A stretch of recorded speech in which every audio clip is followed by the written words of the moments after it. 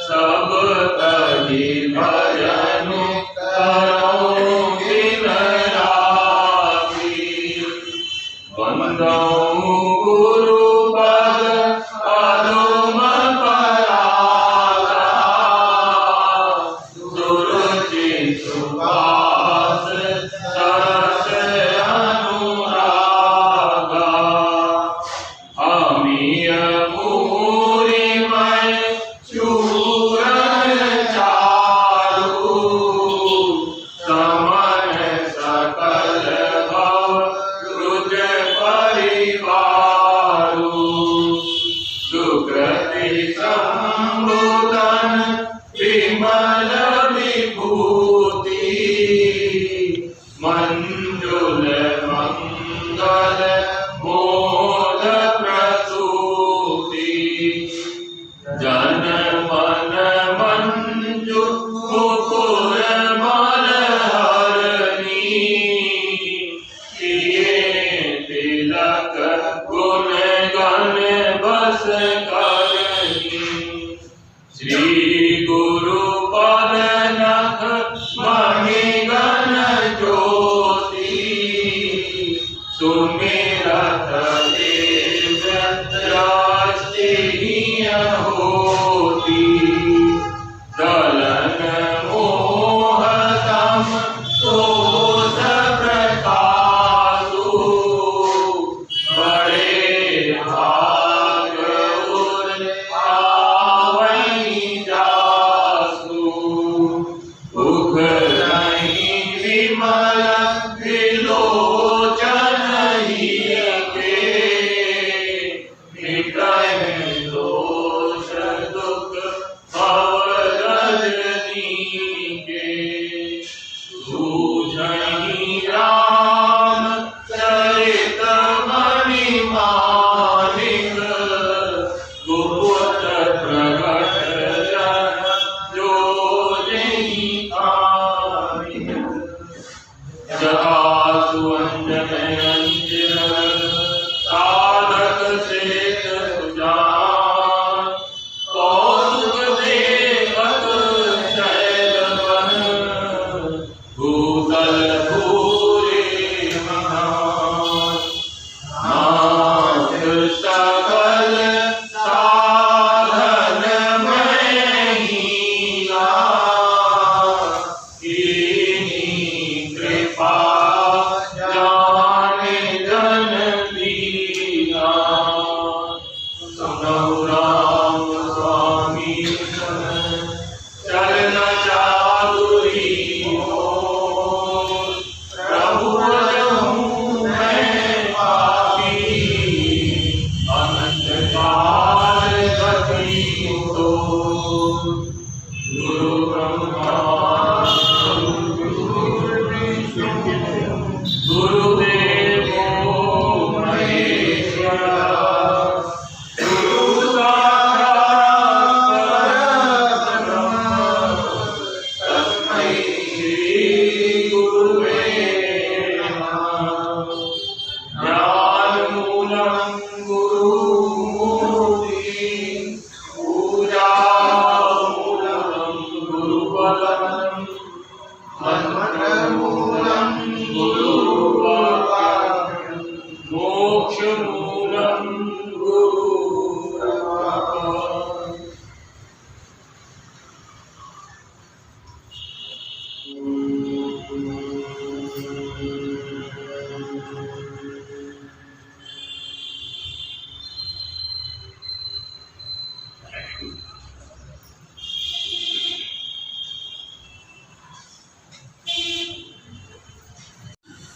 हम सभी शांति पाठ के लिए बैठेंगे। उसके पूर्व एक सूचना आप सबको देनी है। हम सब लंबे समय से श्रीमती मीरा सक्सेना जी हमारे सत्संग में जो पहला शांति पाठ है वह हम सबके सिलसिले के प्रथम गुरु सूफी संत हजरत मौलाना फजल अहमद खां साहब की स्मृति में है।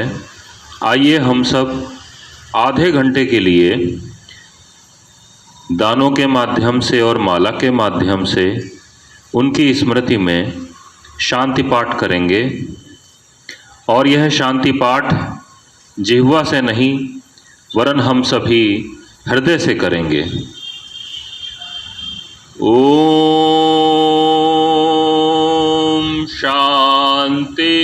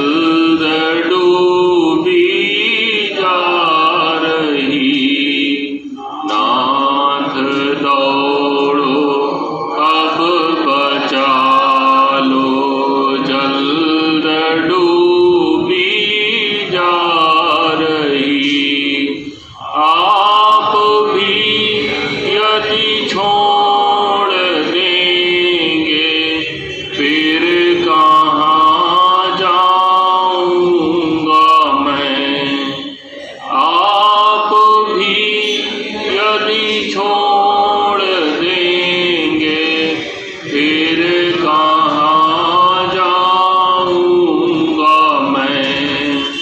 जन्म दुख से नाव कैसे पार कर पाऊंगा मैं।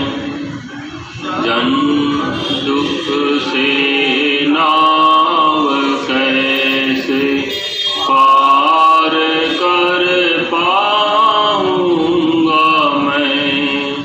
सब जगह मंजुल भटक कर ली शरण प्रभु आपकी। सब जगह मंजुल भटक कर ली शरण प्रभु आपकी। पार करना या न करना दोनों मर्जी आपकी। पार करना या न करना दोनों मर्जी आपकी। हे मेरे गुरुदेव करुणा सिंधु करुणा कीजिए।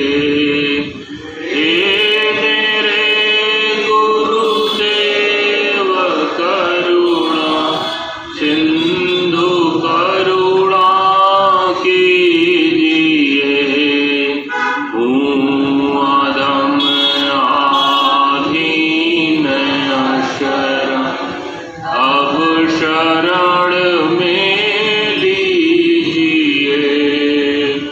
हूँ अधम आधीन अशरण, अब शरण में लीजिए।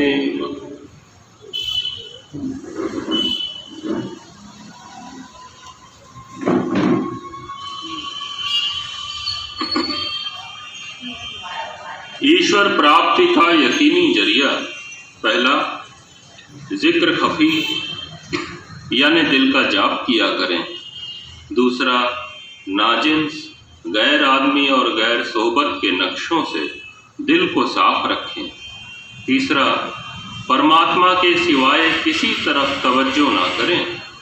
चौथा, यकसुई और एकाग्रता के साथ दिल हाजिर रखने का पक्का इरादा करें। पांचवा, सत और मालिक की तरफ उनसियत और लगाव हासिल करें। छठा, अपने आप को मेट कर इसी में महब और लय हो जाएं। सातवां, इसी काम में अपने आप को मेट दें। सबसे ज़्यादा नज़दीक रास्ता और असल पथ पर पहुंचने का यकीनी जरिया है। परम संत समर्थ सदगुरु महात्मा रामचंद्र जी महाराज श्री लाला जी साहब।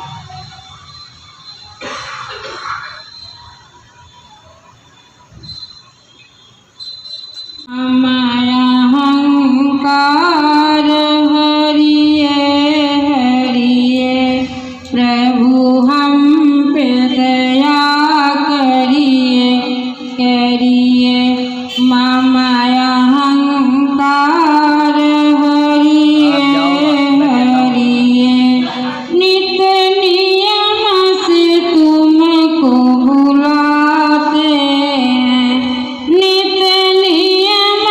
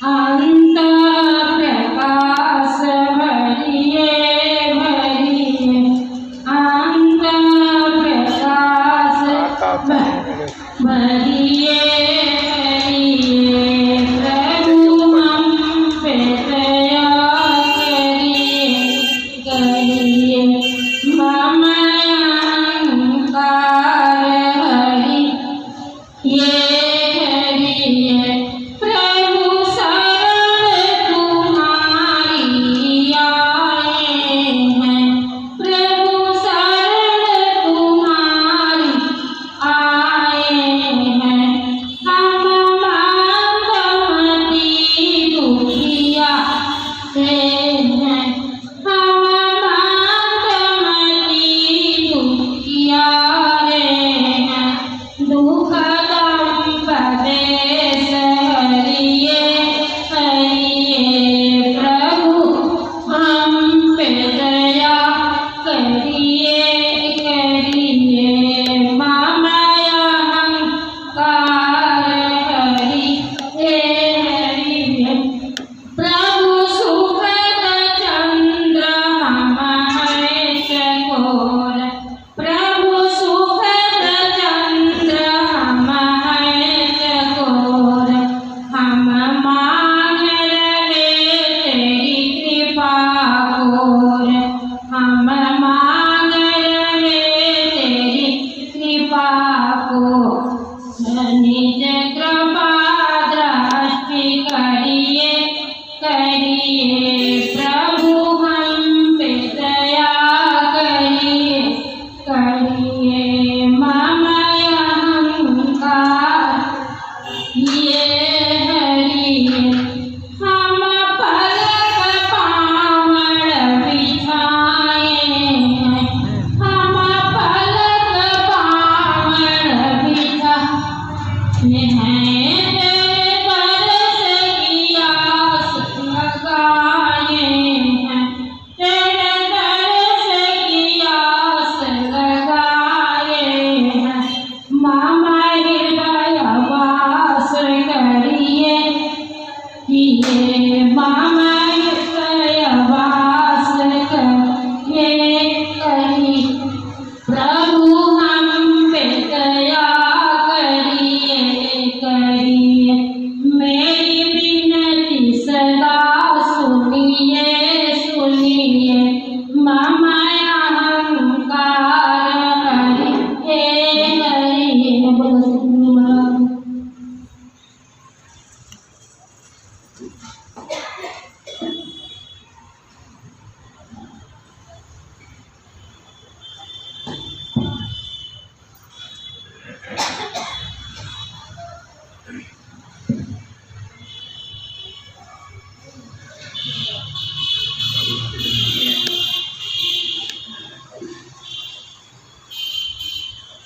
जब कोई नहीं आता मेरा गुरुवर आता है जब कोई नहीं आता मेरा गुरुवर आता है मेरे दुख के दिनों में वो बड़ा काम आता है मेरे दुख के दिनों में वो बड़ा काम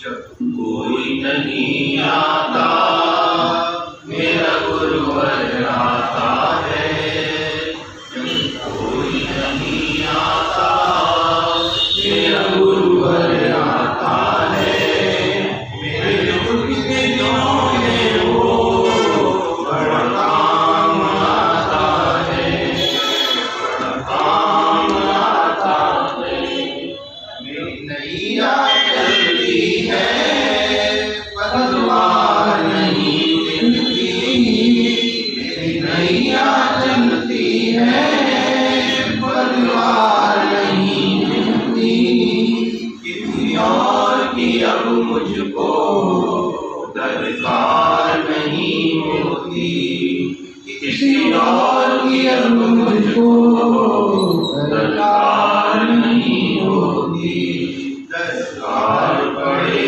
जब भी वो दौड़ा आता प्रति वो दौड़ाता है, मेरे दुख के दिनों में वो बड़ा काम आता है, बड़ा काम आता है।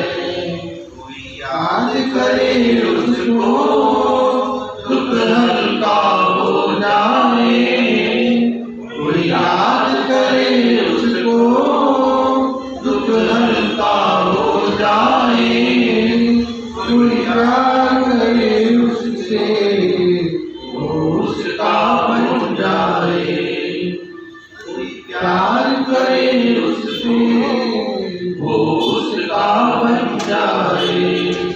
वो बिन बोले तुझको, वो बिन बोले तुझको पहचान जाता है, दुख के दिनों में वो बड़ा काम आता है, बड़ा काम आता है।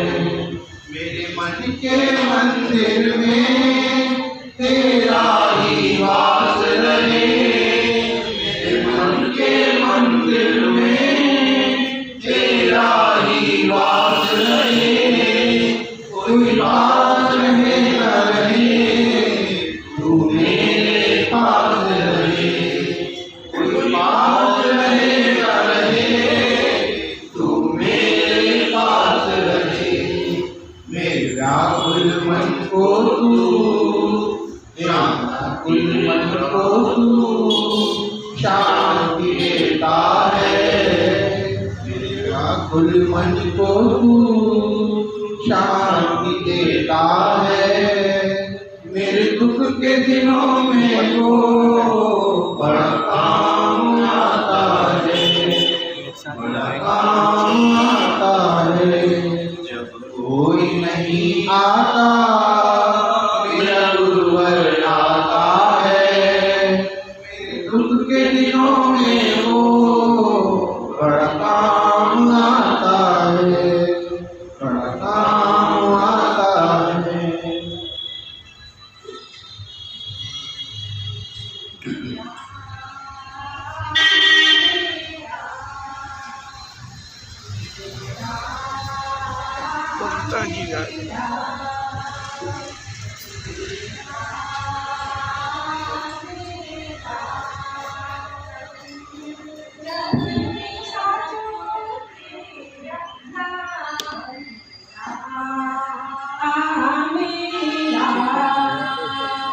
सही कर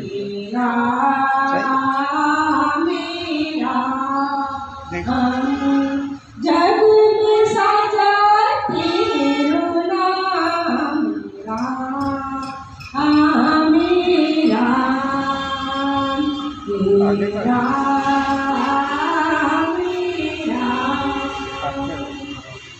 तू ही माता तू ही पिता है, तू ही माता तू ही पिता है, तू ही बंधु तू ही सखा है, तू ही बंधु तू ही सखा है, तू ही तो है करुणा निधान तेरा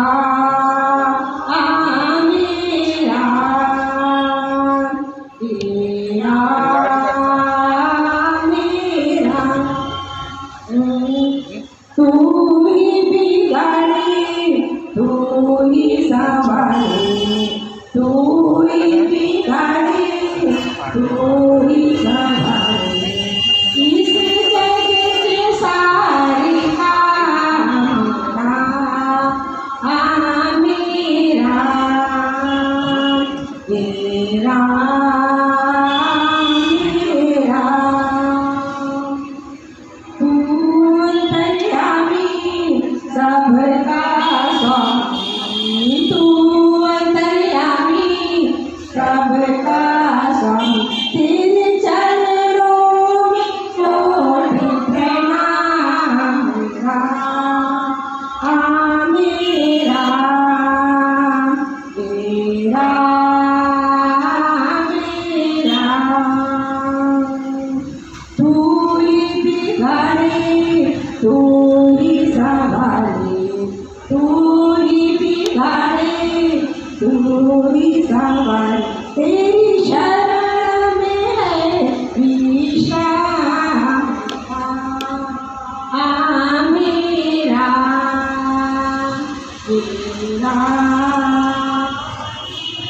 राम। हे जगदाता विश्व विधाता, हे जगदाता विश्व विधाता, तू ही सुबह तू ही शाम मेरा मेरा तेरा मेरा। हे जगदाता विश्व विधाता, हे जगदाता विश्व विधाता, तेरे चरणों में चारों धाम राम राम तेरा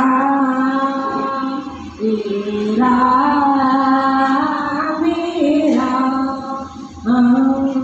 जग में साचा तेरो नाम राम मेरा तेरा मेरा।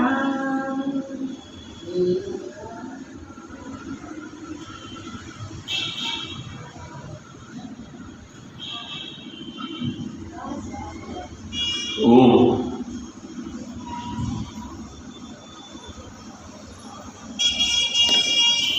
अखण्डमण्डलाकारं व्याप्तं येन चराचरं तत्पदं दर्शितं येन तस्मै श्रीगुरुवे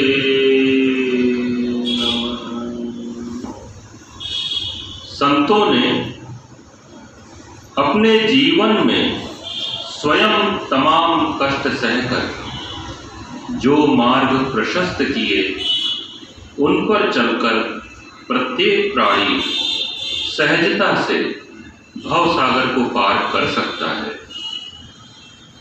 गोस्वामी श्री तुलसीदास जी ने श्री रामचरितमानस की रचना के प्रारंभ में ही कहा है कि अति अपार जे सरित बल, जौ नृप से तु कराहि, चढ़ी पीली कौ परम लघु, बिनु श्रम पारहि जाहि। आज की इस प्रथम बेला का यह विशेष सत्संग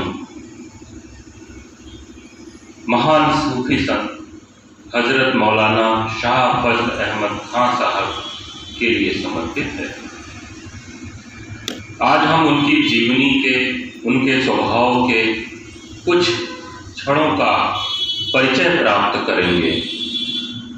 उसके पूर्व यह आवश्यक है कि हम भारत में जो नक्शबंदिया सिलसिला प्रारंभ हुआ, उसके संबंध में भी कुछ ऐतिहासिक जानकारी को पुनः पढ़ने का आनंद लें। भारतवर्ष में नक्शबंदिया सिलसिले का आरंभ हजरत बाकी बिल्लाह बेरम खुदसिरू के इस देश में प्रवेश के साथ माना जाता है। वैसे इस देश में इस सिलसिले के प्रभाव व विस्तार का इतिहास हजरत ख्वाजा बाकी बिल्लाह खुदसिरू के परम शिष्य हजरत इमाम रब्बानी मुजद्दिद अल-फसानी शेख अहमद फारूकी सरहिंदी खुदसिरू के नाम पर जुड़ा हुआ है। हजरत मुजद्दिद अल-फसानी खुदसिरू के संबंध में तरह तरह की कहानियां प्रचलित हैं। कहा जाता है कि इनके शेख हजरत बाकी बिल्लाह खुदसिरू अपने गुरु का आदेश पाकर भारतवर्ष में आए। उन्हें यहाँ भेजने में उनके गुरुदेव का उद्देश्य केवल यही था कि आने वाले महान संत हजरत मुजद्दिद अल-फसानी खुदसिरू के लिए वह रास्ता साफ कर दें।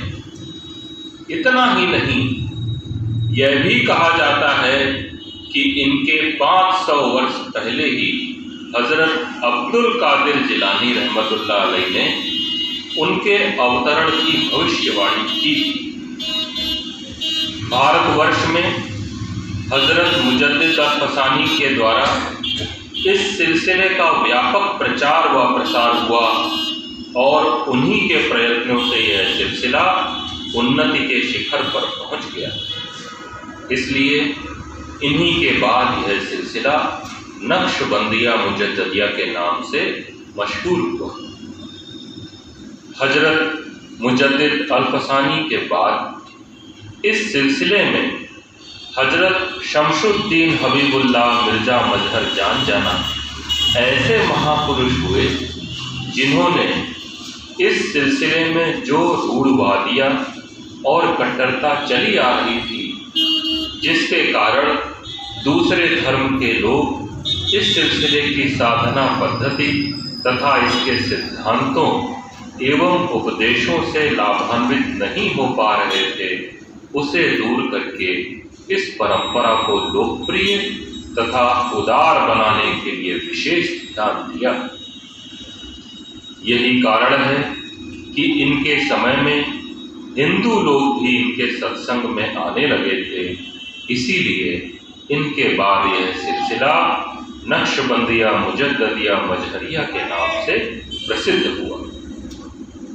हजरत मजहर जान जाना के बाद हजरत मौलाना शाह फजल अहमद खान साहब रहमतुल्लाह अलैह ने भी व्यापक एवं उदार दृष्टिकोण अपनाते हुए धार्मिक जगत में प्रथम बार बड़े ही साहस तथा विश्वास के साथ यह घोषणा की कि रूहानियत यानी आध्यात्मिक विद्या सभी धार्मिक बंधनों से मुक्त है और कोई भी धर्मावलंबी अपने धर्म के रीति रिवाज को मानते हुए बिना धर्म परिवर्तन के किसी दूसरे धर्म के सद्गुरु से रूहानियत सीख सकता है।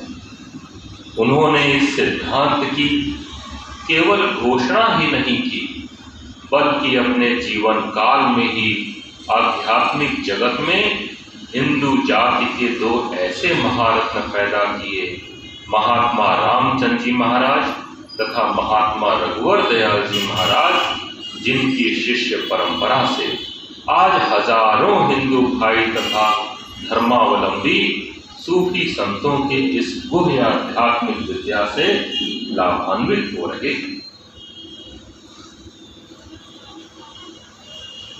हजरत मौलाना शाह फजल अहमद के जीवन चरित्र की एक छोटी सी झलकी यहाँ पर है।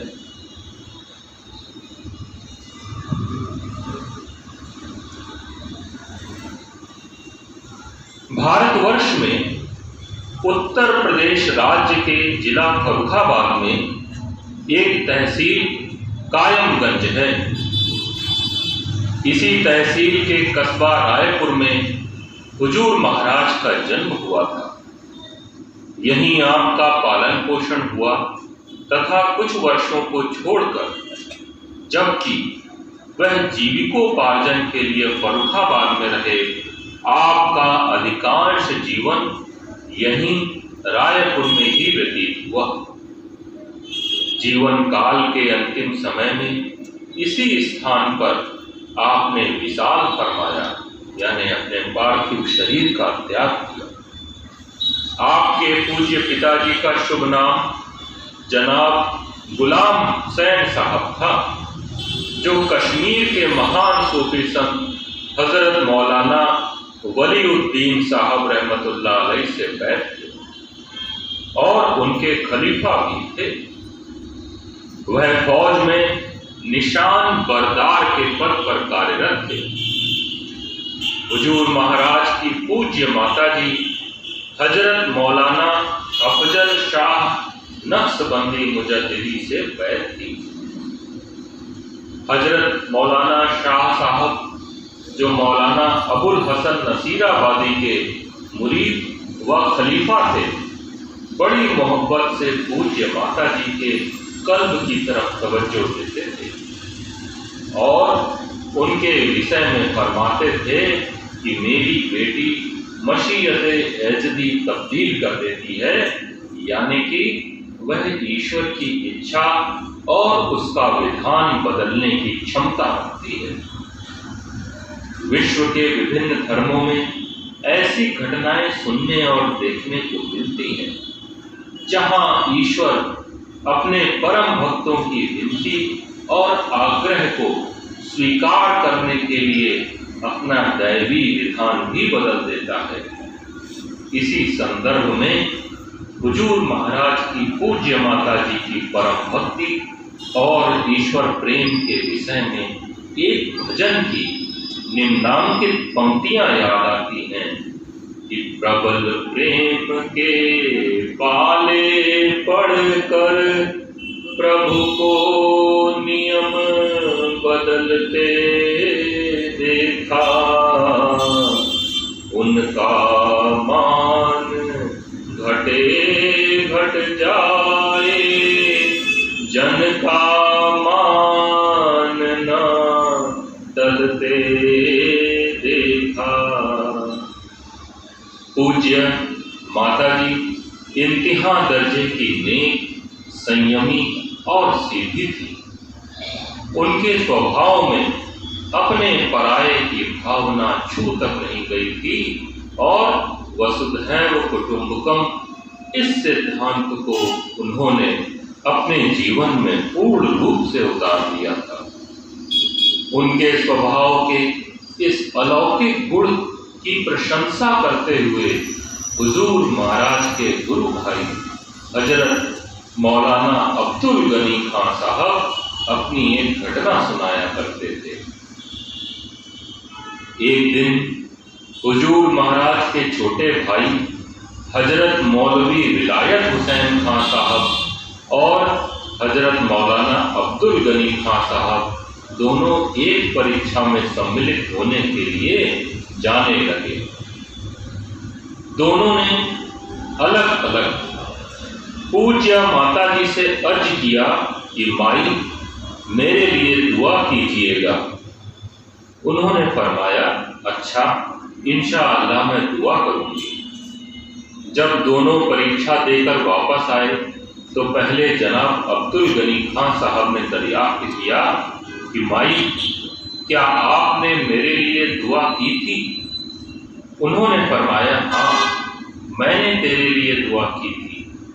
लेकिन जब उनके लड़के हुजूर महाराज के छोटे भाई साहब ने उनसे दरियाफ्त किया तो उन्होंने साफ बतला दिया कि जब मैं तेरे लिए दुआ करने को होती तो तेरी जगह उसका यानी जनाब अब्दुल गनी खान साहब का नाम मेरी जुबान पर आ जाता था।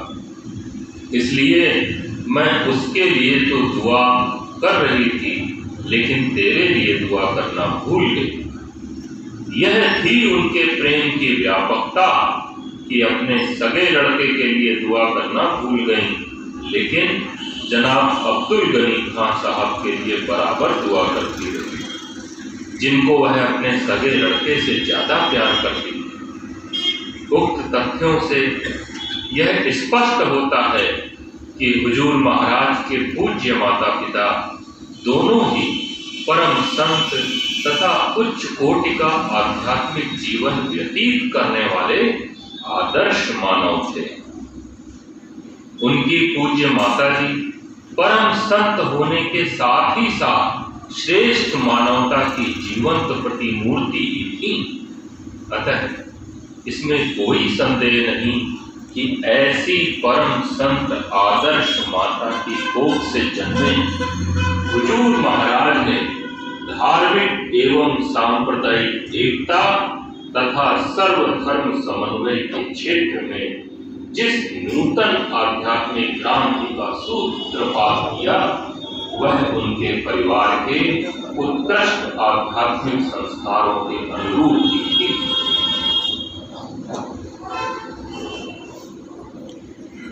हुजूर महाराज का स्वभाव और व्यक्तित्व।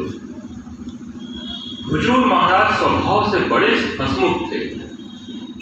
वह हमेशा खुशदिल रहते और कहते कि खुशदिल रहना ही अच्छा है, क्योंकि प्रसन्न चित्त रहने से सब चिंताएं डूब जाती हैं।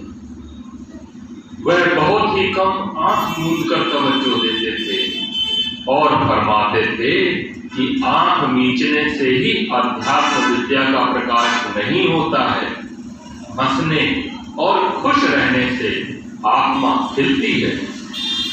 जिसका दिल रोता है अर्थात ईश्वर की याद में लगा रहता है, उसके चेहरे पर हंसी रहती है। जिसका दिल रोता है अर्थात ईश्वर की याद में लगा रहता है, उसके चेहरे पर हंसी रहती है।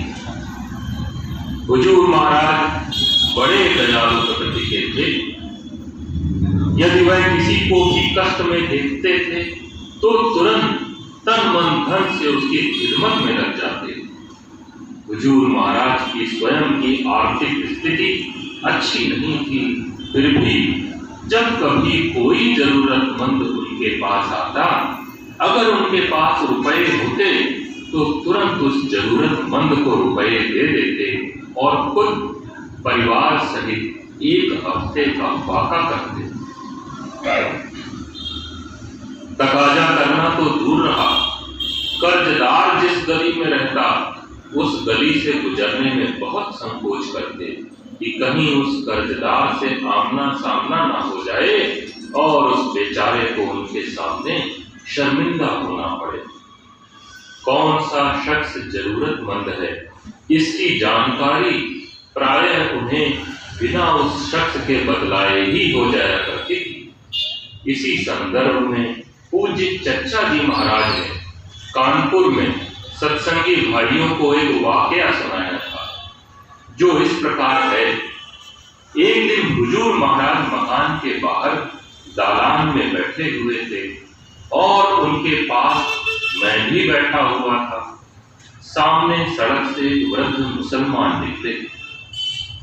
हुजूर महाराज ने मुझसे कहा, नन्हे, जो कि चच्चा जी महाराज के घर का नाम था, बोले, नन्हे, यह जो बुजुर्ग सामने से निकल कर गए हैं, इनकी क्या माली हालत होगी, यानी कैसी आर्थिक स्थिति होगी। मैंने अर्ज किया कि हुजूर, यह जिस तरह के साफ सुथरे अच्छे कपड़े पहने हुए थे, उससे तो यह अच्छी हैसियत के मालूम होते हैं। हुजूर महाराज ने फरमाया कि बेटे, इनके घर में 3 दिनों से फाका हो रहा है और यह संकोच और लज्जावश किसी से कुछ मांग नहीं रहे हैं। यह फरमाकर हुजूर महाराज ने अपनी जेब से 1 रुपया निकाला और मुझसे बोले कि वह बुजुर्ग फला मकान में रहते हैं, तुम उनके पास जाना और उनसे मेरा सलाम अर्ज करना और बड़े अदब के साथ उनसे अर्ज करना कि वह यह 1 रुपया कबूल करने की इनायत फरमाए और इसे जल्द वापस करने की कतई फिक्र न करें। हुजूर महाराज की आज्ञानुसार चच्चा जी उन बुजुर्ग के पास गए और जैसा हुजूर महाराज ने फरमाया था वैसा ही उन्होंने उन बुजुर्ग से बड़े अदब के साथ अर्ज करते हुए वह 1 रुपया उनको पेश किया। वह बुजुर्ग एकदम जज्बी हालत में आ गए और बोले, वाह बेटे, तुम्हारे हजरत पीर इस बुलंद दर्जे के फकीर हैं। मैंने अपनी इस माली तकलीफ को किसी से भी जाहिर नहीं किया था। मेरे घर में 3 दिनों से वाक़े हो रहे हैं। यह है तुम्हारे पीर मुर्शिद कि बिना मेरे बतलाए हुए मेरी तकलीफ को उन्होंने जान लिया। उन बुजुर्ग की आंखों से आंसू निकल पड़े और बड़ी देर तक हुजूर महाराज की तारीफ करते रहे और दिली दुआएं देते रहे। हुजूर महाराज अपने सभी सत्संगी भाइयों की जरूरतों का कितना ध्यान रखते थे, इस संदर्भ में एक घटना जो जनाब लाला जी साहब से संबंधित है उल्लेखनीय है। एक बार हुजूर महाराज के यहाँ कई रोज से उपवास चल रहा था, क्योंकि घर में कोई भोजन सामग्री न थी और यही हालत जनाब लाला जी साहब के यहाँ भी थी। हुजूर महाराज को किसी जगह से 15 रुपया मनी ऑर्डर से प्राप्त हुए थे। आपने उनमें से 10 रुपए जनाब लाला जी साहब के यहाँ भिजवा दिए और 5 रुपए अपनी माता जी के पास भिजवा दिए ताकि भोजन सामग्री मंगवा ले। शाम को जब आप घर आए और खाने का इंतजाम ना देखा तो अपनी माता जी से पूछा कि अभी तक खाना क्यों नहीं बनवाया। माता जी ने उत्तर दिया कि जो रुपया तुमने भेजा था वह हमने पुत्तू लाल यानी जनाब लाला जी साहब के यहाँ भिजवा दिया, क्योंकि उनके घर में भी उपवास चल रहे थे। आप यह सुनकर हंस पड़े, बहुत खुश हुए और कहा आपने बहुत अच्छा किया, और उस रोज भी उपवास ही रहा। उनका हृदय बड़ा कोमल था। मांस खाने की बात तो दूर रही, वह प्रायः गाय का दूध तक नहीं पीते थे। जब कभी बीमारी या कमजोरी की हालत में मजबूरन गाय का दूध पीना पड़ता तो ग्वाले को अपने सामने गाय को डूबने के लिए कहते।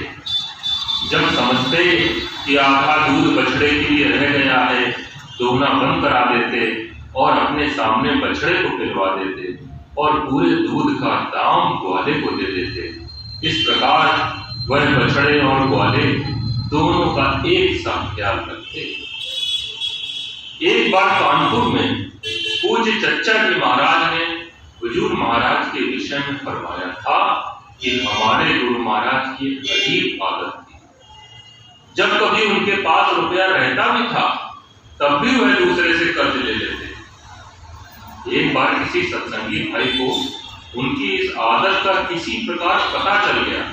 उसने हुजूर महाराज से ऐसा करने की वजह पूछी तो उन्होंने फरमाया कि ऐसा करने से हम जिसके कर्जदार हैं उसके एहसानमंद तो रहते ही हैं, साथ ही साथ हमारे लिए घमंड भी दबा रहता है कि हम किसी के कर्जदार नहीं हैं। एक बार हुजूर महाराज के पूज्य गुरुदेव जनाब खलीफा अहमद अली खान साहब ने उनको भिक्षा मांगने का हुक्म दिया। कई रोज तक अपने गुरुदेव की आज्ञानुसार वह भिक्षा मांगते रहे, लेकिन उन्हें तनिक भी लज्जा व शर्म नहीं महसूस हुई। फिर एक दिन उनके पूज्य गुरुदेव ने उनसे यह फरमाते हुए भीख मांगना बंद करवा दिया कि बेटे, हम तुमसे बहुत खुश हैं, तुम इस इम्तिहान में पूरी तरह कामयाब रहे।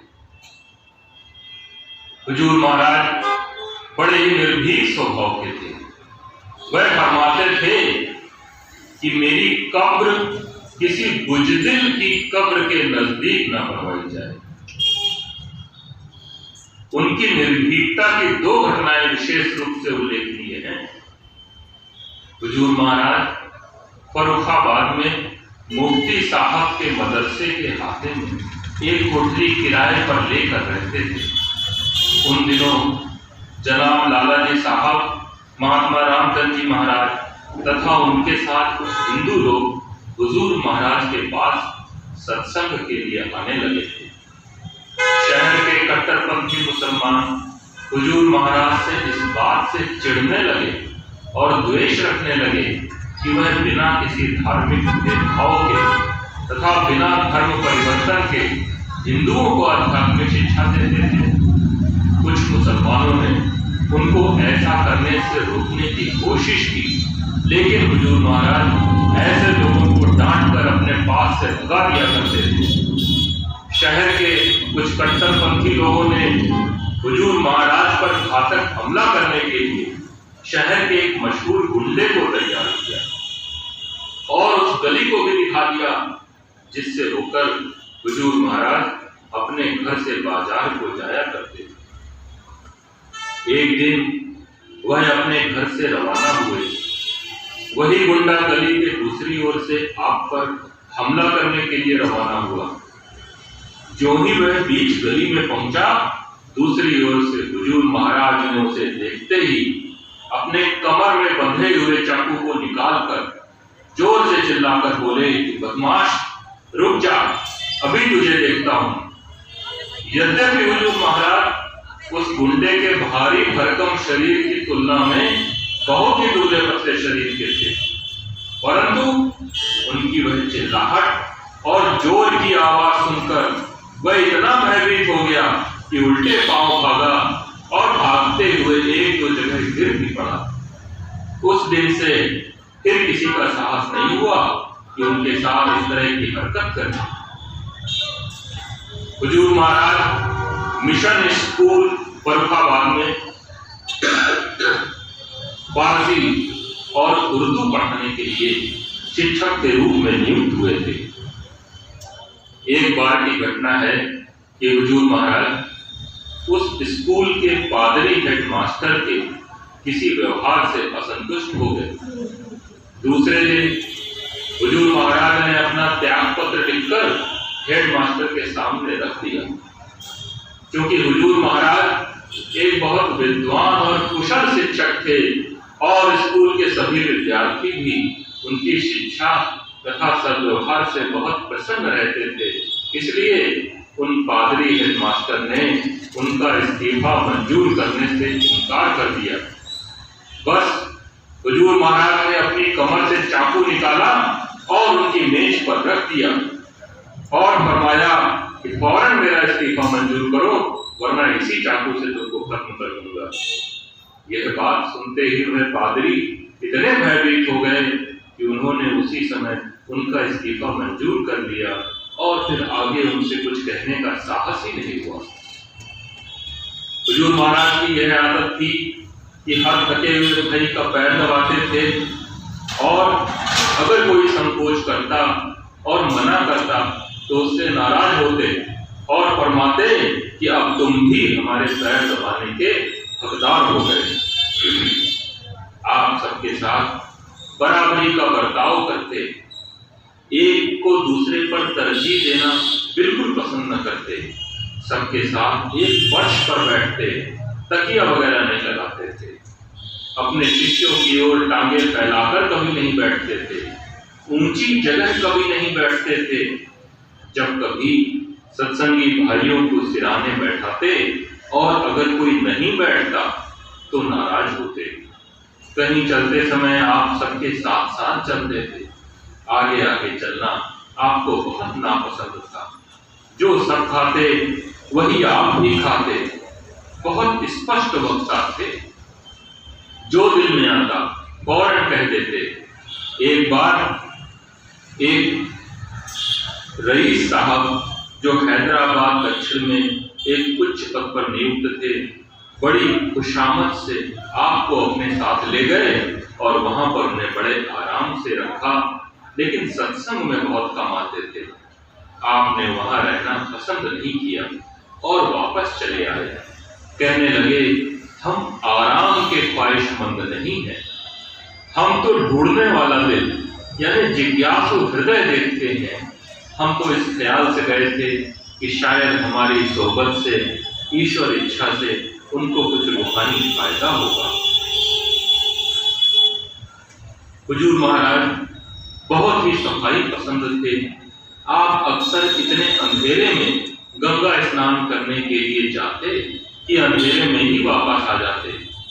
गर्मी में शाम को भी नहाने जाते, दूसरे को कभी भी अपने वस्त्र धोने को नहीं देते, खुद अपने कपड़े साफ करते और साफ कपड़े पहनते।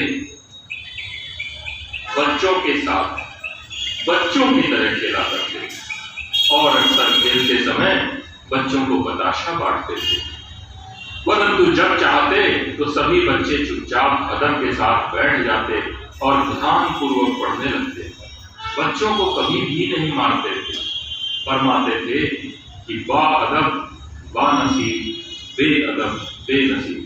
जिसके व्यवहार में शिष्टता है वह भाग्यशाली होता है और जो व्यवहार में अशिष्ट है वह अभागा ही रहता है।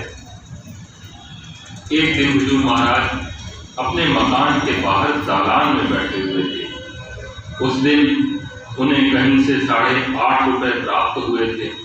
कुछ ऐसा संयोग रहा कि उस दिन उनके पास कुछ ऐसे लोग आए जिन्हें कुछ रुपयों की जरूरत थी।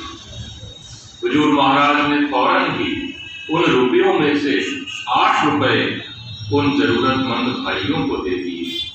यद्यपि यह वह दिन था जबकि वह पूरे परिवार सहित 3 दिन से फाके पर बैठे थे। शेष 8 आने वह हाथ में लेकर उछालते रहे। इसी बीच आपकी पूज्य माता जी आए और उनसे वह 8 आने लेकर चूड़ियां खरीदी और बड़ी जिज्जी यानी पूज्य लाला जी साहब की धर्मपत्नी और पूज्य चाची जी श्रीमान चच्चा जी महाराज की धर्मपत्नी को जो उनसे मिलने आई थी उन्हें दे दी। यद्यपि वह दोनों पहले से खूब चूड़ियां पहने हुए थे। यह थी हुजूर महाराज की दानशीलता और आपकी माता जी की अपनी उक्त दोनों बहुओं के प्रति हार्दिक प्रेम की उदात्त भावना, जो हम सभी को मानवता के ऐसे उच्च आदर्शों को अपने जीवन में अपनाने के लिए सदैव प्रेरणा करती रही। एक बार हुजूर महाराज मकान के बाहर बैठे हुए थे। रात्रि के 11-12 बज गए थे। वक्त का पता न था। अंदर से दूध मांगा मगर ना था। आप बाजार तशरीफ ले गए। वहां एक बूढ़े को एक तरफ सन्नाटे में बैठे हुए देखा। आपके पूछने पर उसने कहा कि मैं चलने से मजबूर हूं, इसलिए बैठा हूं। हुजूर महाराज उसको घर तक पहुंचाने को तैयार हो गए। उसने कहा आपके साफ सुथरे कपड़े खराब हो जाएंगे, मगर हुजूर महाराज ने एक ना सुनी और एक हुज्जत के बाद उसको अपनी पीठ पर बैठाया। आप जब उसको कब्रिस्तान पर लाए तो उसने कहा यहीं उतार दो, बस यहीं मेरा मकान है, आगे न जाऊंगा। वह आहिस्ता से यह कहता हुआ चला गया। शाबाश बेटे, जैसा सुना था वैसा ही पाया।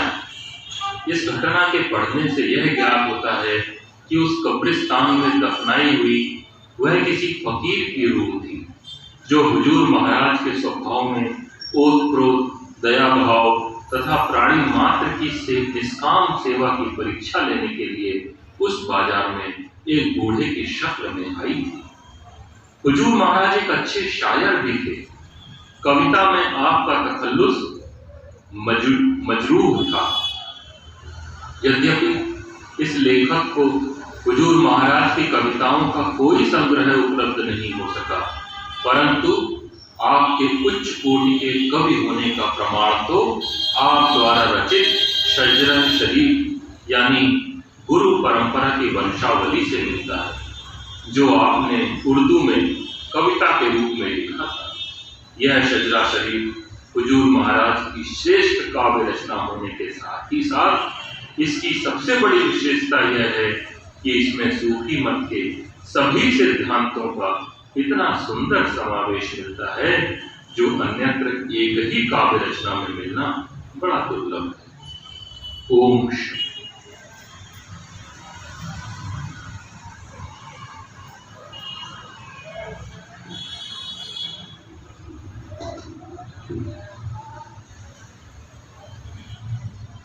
तेरे धाम में गया सहारा, तेरे धाम में गया सहारा, हर मौज एक तूफान खुद बन गई किनारा, हर मौज एक तूफान खुद बन गई किनारा, तेरे दामने करम का जिसे मिल गया सारा, हर मौज एक तूफान खुद बन गई किनारा। ये अदाए दिल नवाजी कोई मेरे दिल से पूछे, ये अदाए दिल नवाजी कोई मेरे दिल से पूछे, वहीं आ गए मदद को मैंने जिस जगह पुकारा, वहीं आ गए मदद मैंने जिस जगह पुकारा, मेरी लाज रखने वाले, मेरी नाज सहने वाले, मेरी लाज रखने वाले, मेरी नाज सहने वाले। तेरा गम है दर्द हकीकत, मुझे जिंदगी से प्यारा। तेरा गम है दर्द हकीकत, मुझे जिंदगी से प्यारा। मेरे पीर की हिमायत मेरे साथ है तो बस है, मेरे पीर की हिमायत मेरे साथ है तो बस है। मेरी ठोकरों में मंजिल, मुझे हर भंवर किनारा।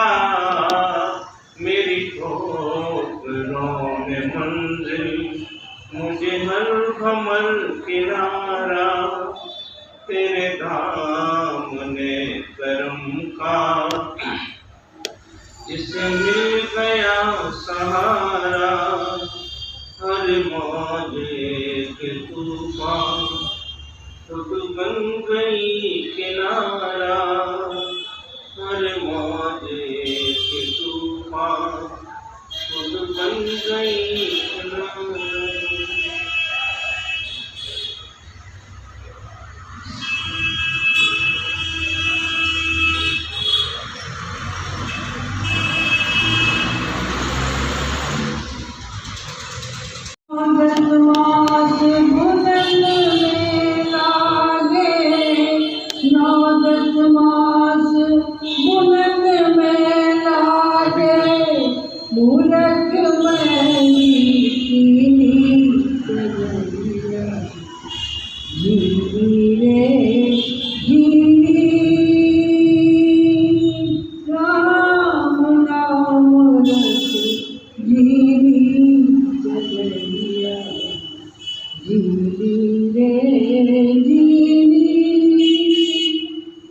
जब मेरी चादर बन घर आई,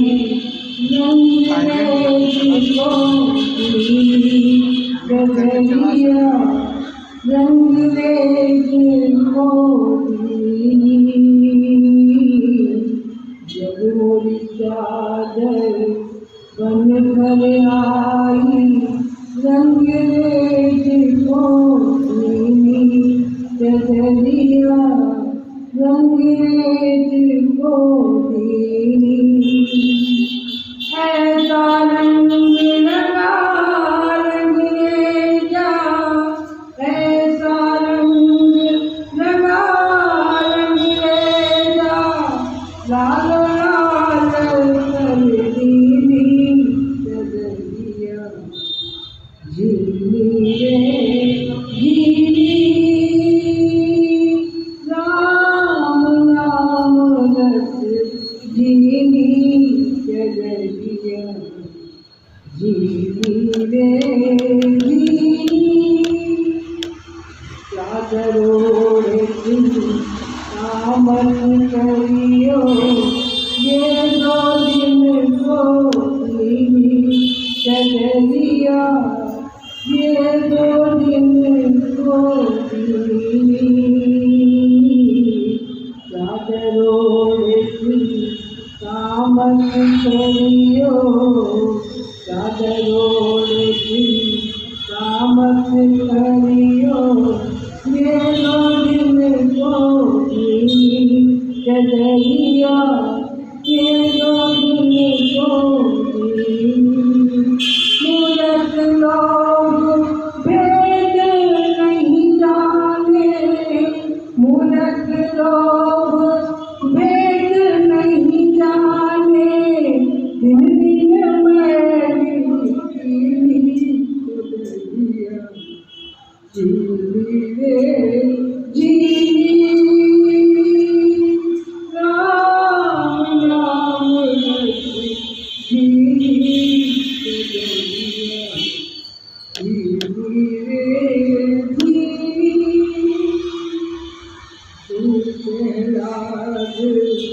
सुदामन ओढ़ी सुख जो निर्मल कीनी कजरिया सुख जो निर्मल कीनी जो प्रहलाद सुदामन ओढ़ी सुख जो निर्मल कीनी कजरिया सुख जो निर्मल कीनी दास कबीर ने ऐसी ओढ़ी दास कबीर ने ऐसी ओढ़ी जो की